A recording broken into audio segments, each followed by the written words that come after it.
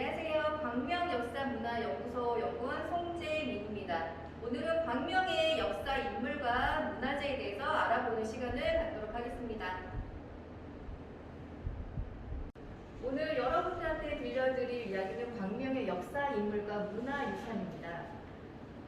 문화유산이라고 하면 보통 크게 국가에서 지정하는 문화재가 있고요. 그 다음에 도에서 지정하는 문화재, 그 다음에 시에서 지정하는 문화재를 이렇게 나눠서 볼 수가 있습니다. 국가 지정 문화재는 여러분들 아시다시피 국보 아시죠?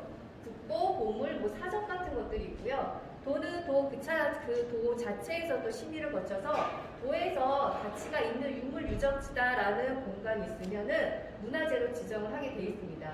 광명시도 마찬가지로 시에서 지정하는 문화재가 있는데요. 이 문화재들이 사실 한번 지정이 되고 나면 그걸로 끝이 되는 게 아니라 이후에 지정이 되고 난 이후에도 지속적으로 연구가 계속 축적이 돼서 더 중요도가 부각이 된다 그러면 시에서 도 지정으로, 도에서 국가 지정 문화재로 이렇게 승격이 가능합니다. 광명에 있는 문화재를 보면 총 28점이에요. 더하기 빨리빨리 하시면 다 나오죠? 그렇게 많은 문화재가 사실 있는 건 아닙니다. 그렇지만 이 다양한 시대별 재미난 문화 유적지가 있기 때문에 여러분들이 관심을 가지고 좀 이렇게 투어를 하신다든지 공부를 하신다고 하면 광명의 역사를 이해하시는데 많이 도움이 되실 거예요. 그래서 청동기 유물 유적지가 2군데가 있습니다. 굉장히 특이한 점이에요. 청동기 유적지라는 선사시대 유물이잖아요. 선사시대 유물이 전국적으로 다 이렇게 포진되어 있지 않은데 특이하게 광명시에 2점을 저희가 볼 수가 있습니다. 어떤 유물이 있는지는 뒤에서 제가 다시 말씀을 해드릴게요. 그리고 대부분 지정문화재는 조선시대의 인물과 관련된 문화재입니다. 그래서 광명의 문화재를 이해하기 위해서는 어떤 인물들이, 광명의 역사적 인물들이 어떤 분들이 계셨는지를 어느 정도 좀 이해를 하고 넘어가시는 게 좋을 것 같습니다. 그리고 기타라고 되어 있는데요. 기타는 무형문화재. 들어보셨을 거예요. 무형. 형태가 없다라는 거죠. 유형은 형태가 있는 문화재. 보통 우리들이 박물관을 간다든지 유적지를 간다든지 다 눈으로 볼 수 있는 문화재입니다. 근데 무형은 보이지는 않지만 우리의 그 얼과 선조들의 그 깊은 얼들이 좀 스며있는 그러한 내용들을 무형의 문화재로 지정해서 후대에게 이렇게 전해줄 필요가 있다라고 해서 무형문화재가 지정이 되고 있는데요. 대표적으로 종묘제례학 들어보셨을 거예요. 강강술래라든지 이런 것들이 무형문화재 해서 음악이라든지 아니면 연극 이런 것들이 문화재로 지정이 돼서 보존되고 있습니다. 네, 그런 것들도 광명에 4점 있다고 보시면 되시고요. 자, 국가지정 문화재가 뭐가 있느냐 딱 봤더니 그렇게 많지는 않죠. 그래서 여러분들이 광명의 문화재를 좀 이해하고 다른 사람들한테 설명을 할 때 요 정도는 알고 계시는 게 어떨까 싶습니다. 딱 4개니까 외우기도 굉장히 좋죠. 국가에서 지정한 보물이 한 점 있고요. 그다음에 사적지가 있습니다. 네, 무형문화재는 그냥 이해를 하시면 될 것 같고요. 보물로서 이원익 선생님 초상이 있고요. 사적으로 영예원이 있습니다.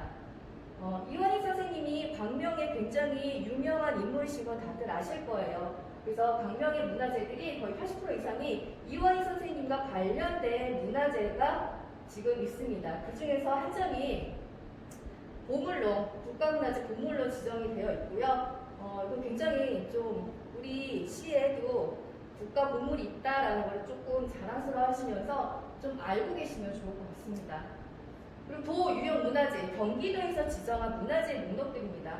뭐가 있는지 그냥 쭉쭉쭉쭉 한번 읽어보시면 좋을 것 같은데요. 근데 딱 소재지를 보니까 수화동이에요, 다. 그죠?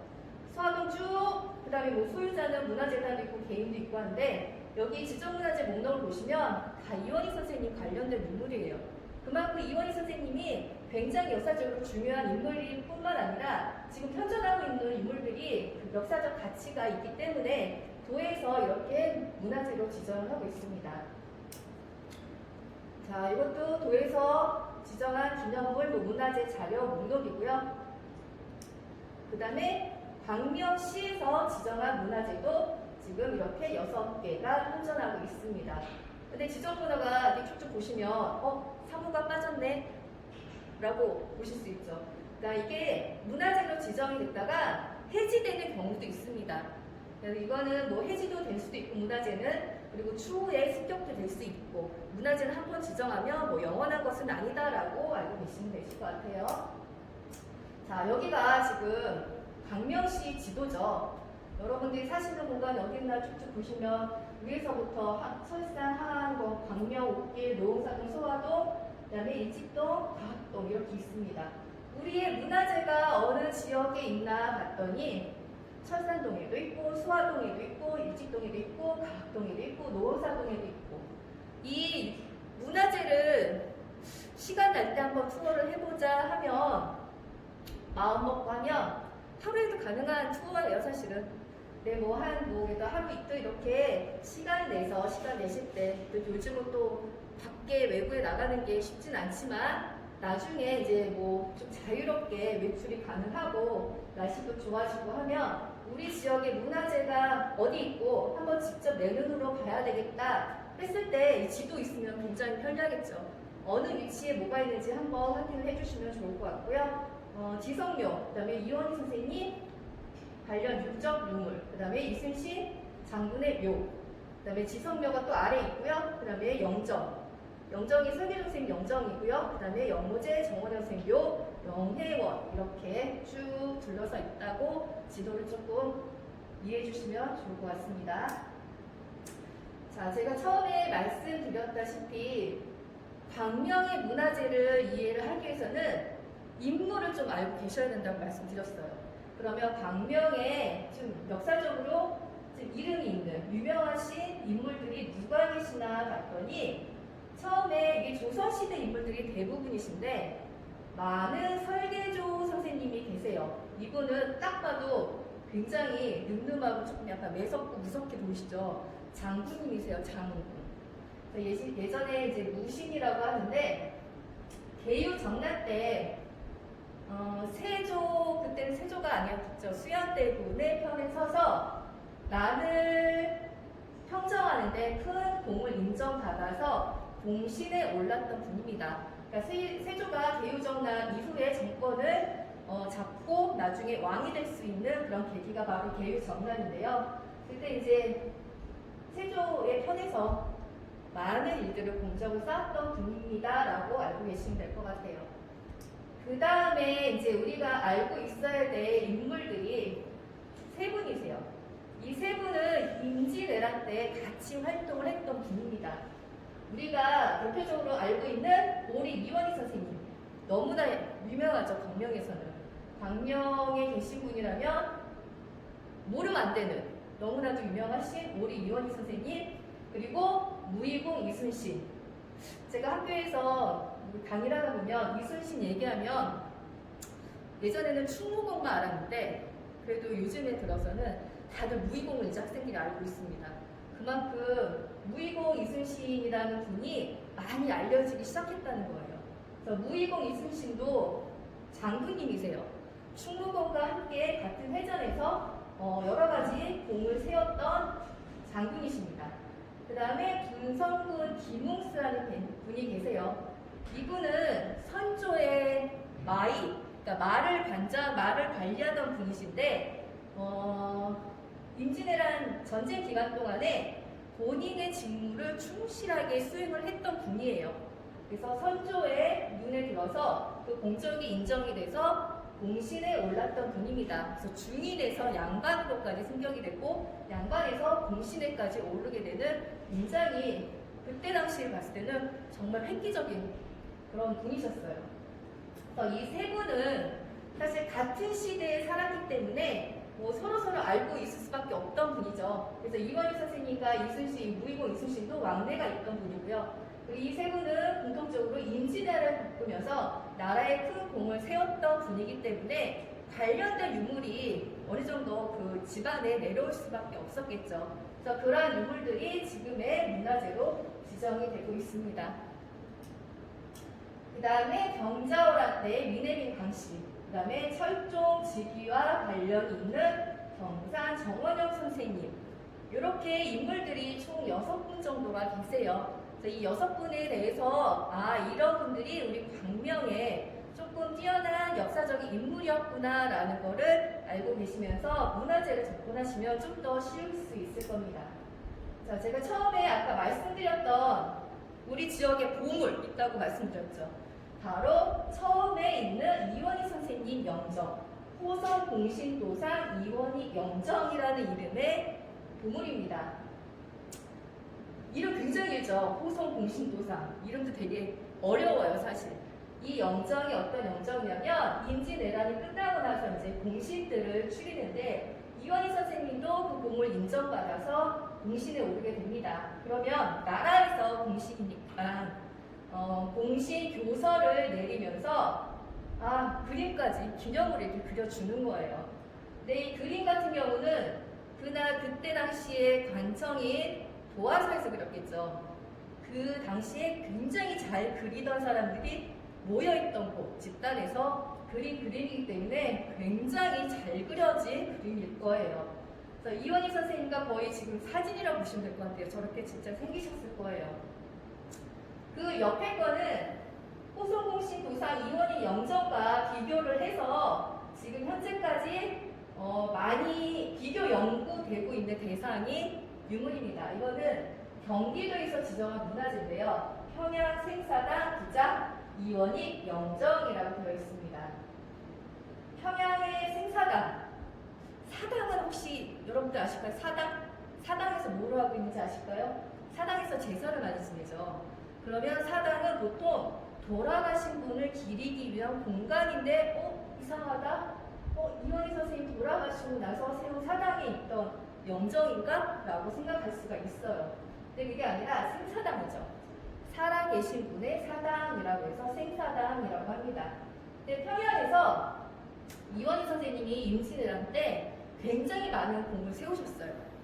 그래서 전쟁 이후에 이제 다시 도성으로 돌아가고 나서 평양에 있는 백성과 서리들이 힘을 합쳐가지고 사당을 하나 지읍니다.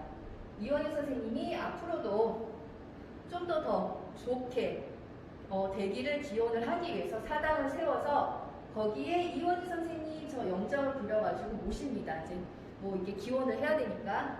그래서 생사당에 모셨던, 평양에 있는 생사당에 모셨던 영정이다라고 해서 평양 생사당 부장 이원희 영정입니다.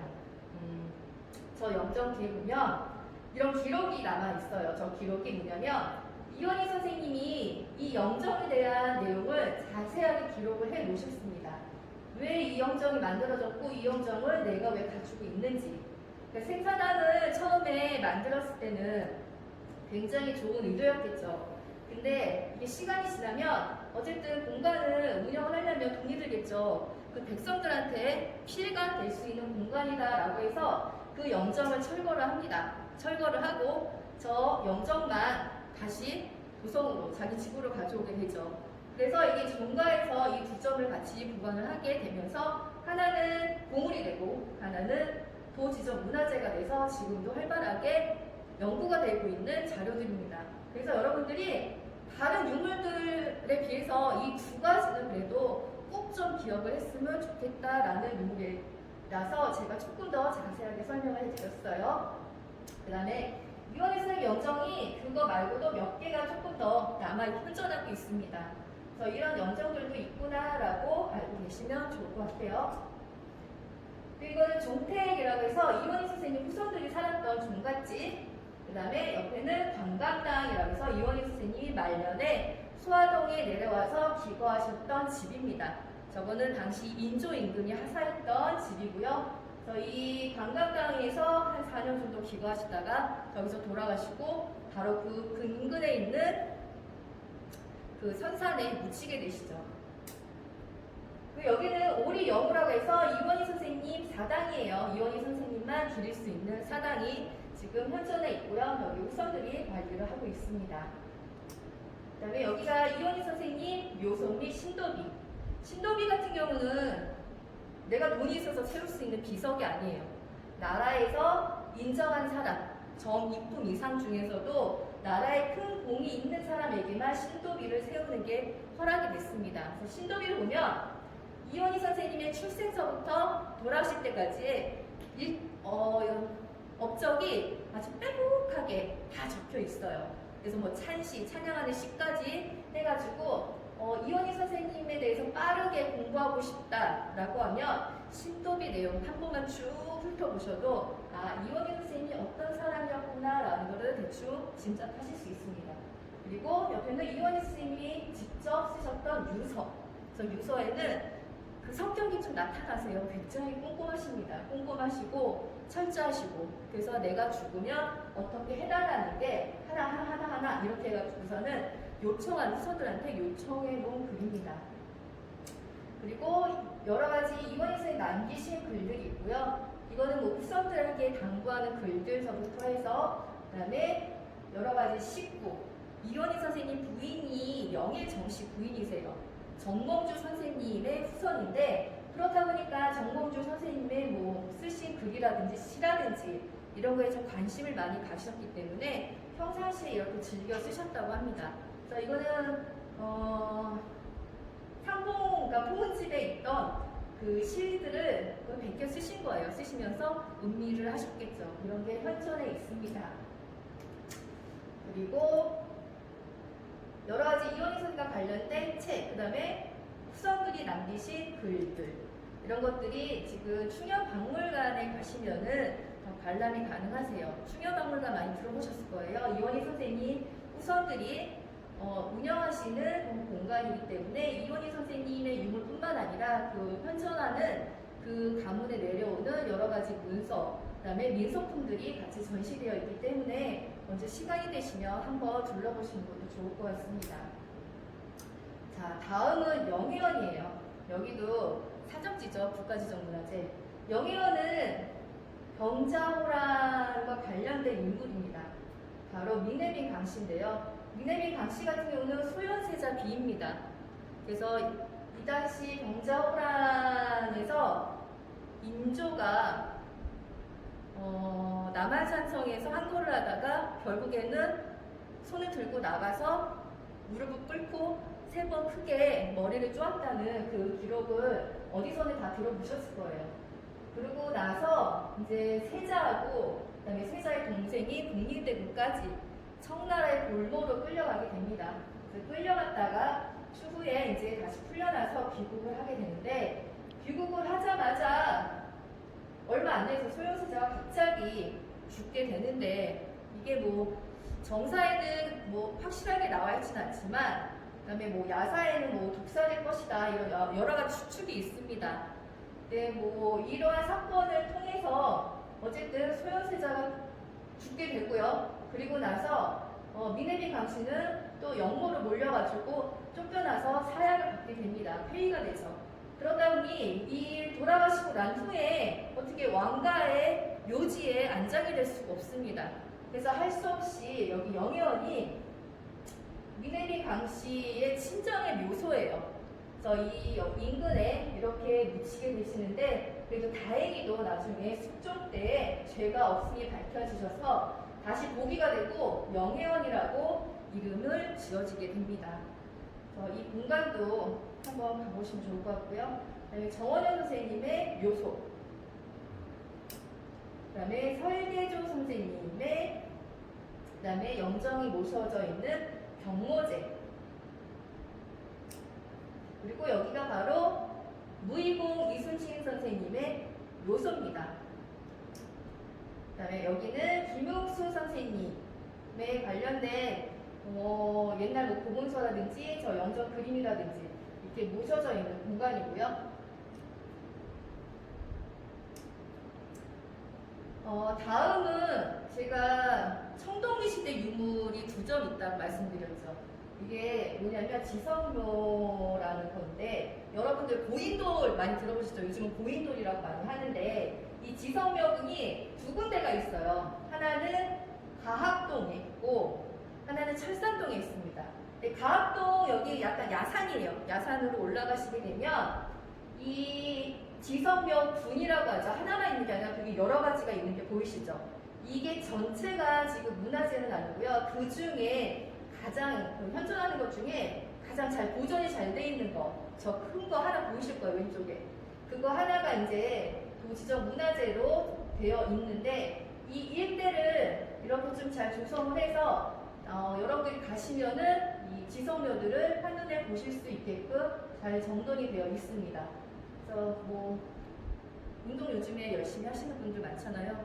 야산이에요. 그냥 조그만 동산이 생각하시고 뒷동산 한번 올라가 볼까? 근데 올라간 김에 이렇게 문화재까지 보면 되게 좋겠죠. 그래서 우리 지성묘가 어디 있는지 한번 찾아볼까? 라고 해서 가학동 벌만 뒷산 위치 한번 확인하시고 가시면 되게 좋으실 거예요. 저 처음에 갔을 때 잘못 들어가서 헤맸습니다. 사실 저도. 그래서 들어가는 공간을 잘 보셔야 돼요. 자, 이거는 다른 또 지성묘, 설산동 지성묘인데 이거는 광묘시민회관 동네에 위치해 있습니다. 되게 저도 여기 지나가면서 웬 돌이지 하고 되게 희한하다라고 갔는데 안전 펜슬이 쳐져 있어요. 그래서 이게 가서 봤더니 지성묘래요. 오, 되게 희한하네. 왜 여기 있지? 라고 생각을 했는데 나중에 찾아보니까 원래 여기 있던 거 아니에요. 여기 있던 게 아닌데 시청 인근에 있다가 그 다음에 광명 고등학교 쪽에 또 이전했다가 이관했다가 그쪽으로 옮겼다가 거기서 다시 현재의 위치로 좀 어떻게 보면 불쌍한 지성묘죠. 위치를 잡고 왔다 갔다. 그러니까 이 유적지는 원래는 이렇게 옮기면 옮길수록 유적한테는 별로 좋지는 않습니다. 근데 지금의 현재 이 위치에 이제 안장이 되면서 여러분들한테 이렇게 공개가 되고 있습니다. 그리고 제가 무형문화재라고 했는데요. 이분이 바로 인간문화재, 갓을 만드는 장인이세요. 이분이 주요 활동하는 공간이 공방도 이게 광명에 있어서 제가 소개를 해드리는데 근데 선생님 이상해요. 무형이면 형태가 없었는데 갓이잖아요. 갓은 형태가 있네? 라고 의문이 드실 수 있어요. 근데 저 갓을 무형으로 보는 게 아니라 갓을 만드는 그 기술이 지금 문화재입니다. 저 기술은 계속 전승이 되겠죠. 후대까지. 그래서 이분이 지금은 현재 인간문화재지만 이분의 뒤를 이어서 누군가 저 기술을 연마해서 인정을 받으며 그 다른 분들이 다음에 또 후대의 무형문화재가 될 수 있겠죠. 그래서 저 각 만드는 장인이 계시고요. 그 다음에 서도소리, 이렇게 판소리 하시는 분이 이 광명지역에서 주요 활동을 하고 계십니다. 그 다음에 여기는 광명농악이라고 해서 경기도에서 지정한 무형문화재가 또 있고요. 이거는 광명 축제할 때 가끔씩 이렇게 농악 하시는 거를 보신 분도 또 덜어 있을 수도 계실 것 같아요. 굉장히 광명 내에서 활발하게 활동을 하고 계십니다. 그다음에 이건 아방이 농요라고 해서 옛날에 농사를 질 때 기계가 없었잖아요. 다 100% 수작업이에요. 그러다 보니 얼마나 힘들었겠습니까? 그 힘든 거를 잊기 위해서 노동요라는 걸 했습니다. 그러니까 으쌰으쌰 하는 거죠. 그래서 노래를 부르면서 이 힘든 거를 좀 이겨내자 하는 그런 노동요라고 보시면 되세요. 이 아방이 농요가 지금 광명시에서 지정한 문화재로 지금 전승되고 있습니다. 자, 제가 보여드렸던 거는 여기까지고요. 광명의 문화재를 사실 이렇게 짧게 말씀드려서 뭐가 있다는 것만 말씀을 드렸는데 좀 하나씩 깊게 들어가면 더 그 유물 하나하나의 재미나 의미들이 담겨져 있는데 이런 것들을 여러분들이 관심을 갖고 조금 더 찾아보시면서 공부하시면 굉장히 좋을 것 같습니다. 다음에 좀 긴 시간으로 다시 찾아뵐 수 있으면 좋을 것 같고요. 오늘은 여기까지 말씀드리겠습니다. 감사합니다.